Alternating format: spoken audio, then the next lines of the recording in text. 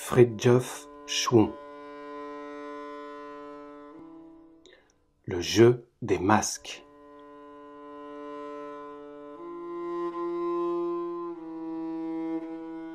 Chapitre Remarques sur la charité.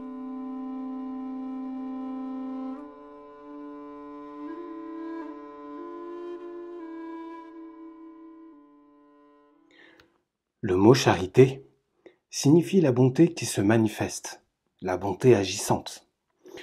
Théologiquement, on entend par charité l'amour de Dieu et du prochain. Dans le langage courant, le mot charité pris isolément signifie la bienfaisance à l'égard de ceux qui en ont besoin. Mais dans certains contextes, ce mot signifie également avoir des égards pour la sensibilité d'autrui. Ainsi, on dit couramment « ouvrez les guillemets ». Par charité, ne lui dites pas « cela pourrait l'attrister ». Fermez les guillemets. Ou ouvrez les guillemets, ayez la charité de lui faire ce plaisir. Fermez les guillemets.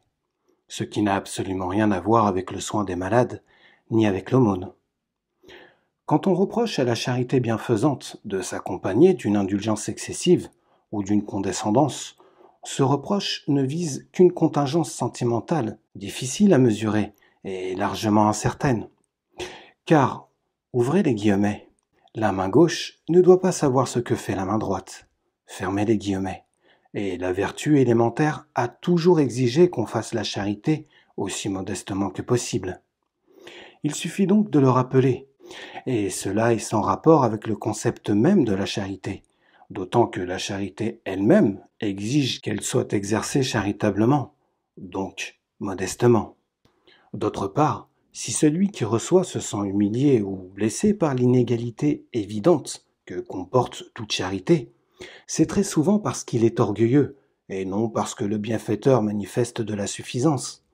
À notre époque de démagogie systématique et intensive, il faut se montrer sceptique à l'égard de protestations gratuites et hypersensible de, ouvrez les guillemets, dignité humaine, fermez les guillemets. Si le bienfaiteur doit faire un effort pour être modeste, le bénéficiaire du bienfait doit à son tour faire un effort pour ne pas être susceptible. Il faut de la vertu des deux côtés. S'il faut éduquer quelqu'un, il faut éduquer le pauvre comme le riche, surtout quand le défaut du premier est plus grave que celui du second, ce qui, à notre époque, est trop fréquemment le cas. Dans la charité, il ne peut y avoir de partenaires égaux, puisque celui qui aide ou qui donne le fait librement. S'il ne le fait pas librement, il n'y a pas de charité. Quand quelqu'un s'effondre dans la rue, ce n'est pas un acte de charité que de le secourir, c'est un devoir humain. De même, quand quelqu'un souffre de la faim, c'est un devoir de lui donner à manger. Mais le degré de notre aide est une question de charité, car dans cette évaluation, nous sommes libres. Chaque fois qu'il y a un choix possible dans le degré de notre intervention charitable, il y a la liberté de notre part, et il y a inégalité entre celui qui donne et celui qui reçoit. C'est ce que prouve le devoir de gratitude de la part du second. Ce qu'il s'agit d'éliminer, ce n'est pas la nature des choses, c'est-à-dire que ce n'est aucun élément naturel, matériel ou psychologique de la charité. Ce sont uniquement des abus sentimentaux qui ont été blâmés de tout temps. Il faut se garder de faire du bénéficiaire de la charité un protestataire insolent, incapable d'apprécier la générosité d'autrui. L'homme qui ne sait pas dire « merci » de bon cœur et sans s'occuper de la psychologie de son bienfaiteur est un monstre. D'ailleurs, le partenairisme, entre guillemets, en charité, coïncide avec l'abolition du respect de toute supériorité. Dans un monde où chacun se croit sous tout rapport l'égal de chacun, il n'y a assurément plus aucune place pour la charité libre, donc généreuse et authentique. Note de bas de page. Nous avons entendu dire que la conception traditionnelle de la charité est fausse, parce qu'elle implique une hiérarchie, ce qui est monstrueux puisque la hiérarchie et avec elle l'inégalité se trouvent partout dans le monde et relèvent de la nature même de l'être. Retour au texte.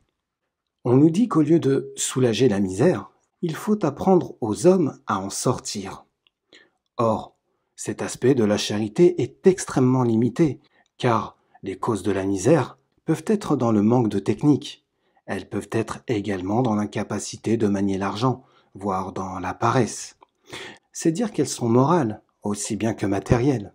Du reste, le sens du mot misère, entre guillemets, est fort relatif, car on appelle ainsi de nos jours des situations économiques sans doute primitives, mais en soi tout à fait normales et satisfaisantes. Et on le fait avec l'arrière-pensée peu charitable de trouver de nouveaux débouchés pour des produits industriels. On crée des besoins afin de trouver des acheteurs. Et pour en trouver, il faut d'une part faire croire aux pauvres réels ou fictifs que la non-satisfaction de ces besoins est de la misère, et d'autre part leur enseigner comment faire pour avoir de l'argent. Ce qui est assez loin de la charité, quelle que soit la phraséologie et les euphémismes, et ce qui est même assez loin, dans trop de cas, de l'efficacité et du bien concret. La charité, c'est aider librement et réellement ceux qui en ont besoin et qui le méritent.